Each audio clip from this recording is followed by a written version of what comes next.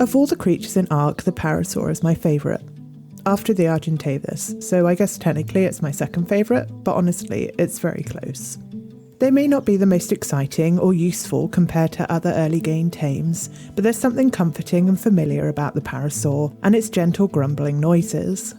Their unusual head adornments make them easily recognisable, and if you're being chased, they can be a pretty handy distraction. But was this dino inspired by an ancient creature, or were they created especially for the game? Let's find out.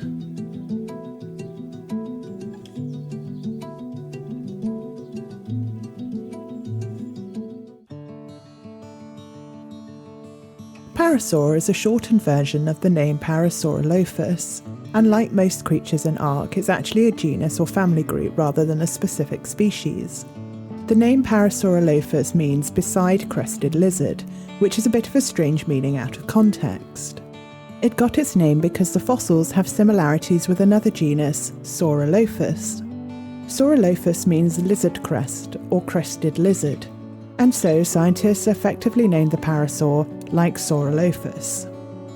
The Parasaur is a member of the Hadrosauridae or duck-billed dinosaur family. This group is commonly known as duck-billed due to the flat duck-bill appearance of the bones in their snouts. The in-game species is called Parasaurolophus amphibio, and the species name amphibio is a reference to water. You'll normally find them on the coast or near rivers in-game, and they're actually not bad swimmers either. However, it could also be referring to the 150-year period in parasaur research where it was assumed that the creature was an aquatic animal. While we're on the topic of Ark Parasaur trivia, did you notice one of the few creatures to spawn on all of the maps?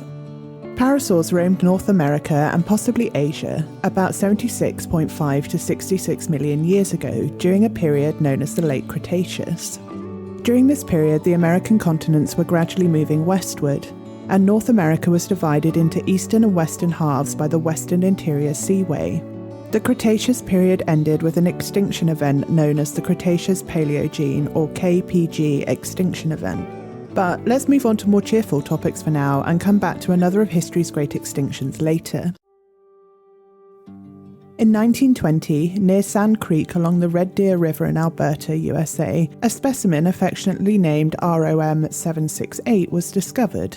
It consisted of a skull and partial skeleton. ROM 768 would go on to be named Parasaurolophus walkeri and become the type species or first described member of the Parasaurolophus genus. It was given the species name Walkeri in honour of Sir Byron Edmund Walker, the chairman of the Board of Trustees of the Royal Ontario Museum. A little parasaur-related Easter egg you may or may not know is that Sir Byron Edmund Walker had another influence on the game, providing Helena with her surname and Edmund Rockwell with his first name. In 1921, a second species was discovered in San Juan County, New Mexico. This specimen consisted of a partial skull. This species would be called P. tubicen, which comes from the Latin word for trumpeter. It had a long and straight crest with a very complex interior structure, and was the largest of the Parasaurolophus species. The third species was discovered in 1961, and there are 3 known specimens that have been found across Utah and New Mexico. This species, P. cyrtocristatus, is the smallest of the parasaur species, but had the most curved crest. The skeleton of the parasaur is incompletely known, and therefore, to estimate its size, calculations are carried out based on the parts of the skeleton that have been discovered. The current estimates for P. walkeri estimate that it would have been between 7.5 and 9.45 metres, or 25 to 31 foot long, and weighed between 2.6 and 5 tonnes. Skin impressions have been found for this species, and they show that it had uniform tubercle-like scales but no larger structures. Like other hadrosaurs, parasaurs would have been large bipedal and quadrupedal herbivores. Their skulls were sophisticated and permitted a grinding motion much like chewing. Their teeth were continuously being replaced and were packed into dental batteries containing hundreds of teeth.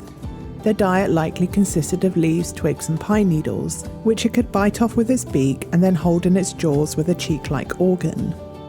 Due to their size, they would have been able to graze from ground level up to about 4 metres or 13 foot. Their cranial crests are their most distinctive feature, but the purpose of them is disputed. It is an odd feature.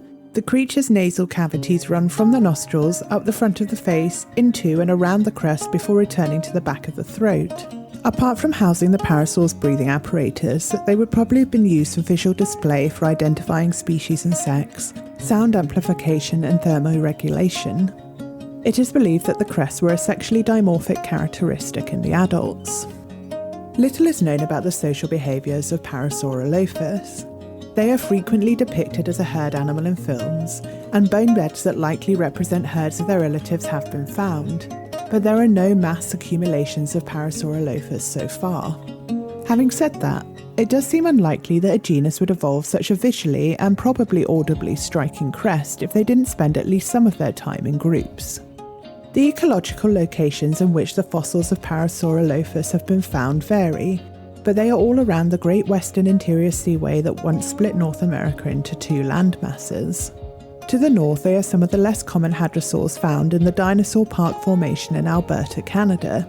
This could indicate that they migrated through the low-lying floodplains of the land near to the Western Interior Seaway and instead nested and fed in the upland habitats. Or it could be that it was the most northern limit of their range. In the south of the continent, the fossils found in New Mexico and Utah have been found in areas that would have been ancient floodplains, dominated by large channels and abundant wetland peat swamps, ponds and lakes. This area had a wet and humid climate, supporting abundant and diverse ranges of organisms. Here, some of their contemporary creatures were the Deinosuchus and the Troodon. It isn't known when or how Parasaurolophus went extinct. They lived during the late Cretaceous period, and that ended with the Cretaceous-Paleogene extinction event. About 3/4 of the plant and animal species on Earth were wiped out at this time, and it is thought that this was caused by a massive asteroid 10 to 15 kilometers or 6 to 9 miles wide hitting the Earth. The Chicxulub crater in the Gulf of Mexico's Yucatan Peninsula is thought to be the impact site. This impact devastated the global environment, producing long-lasting effects on the climate, leading to a lingering impact winter that halted photosynthesis in plants and plankton and rapidly acidified the oceans. However, from great extinction events come evolutionary opportunities, and many groups underwent remarkable changes, creating a sudden and prolific divergence into new forms and species. With their distinctive cranial crests, a parasaur is an iconic creature across many prehistoric universes, and Ark speeches just wouldn't be the same without them plodding along the water's edge.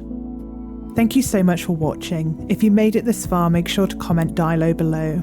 If there are any creatures from Ark you'd like to see a video about, let me know in the comments as well. But for now, I'll see you in the Ark. Take care.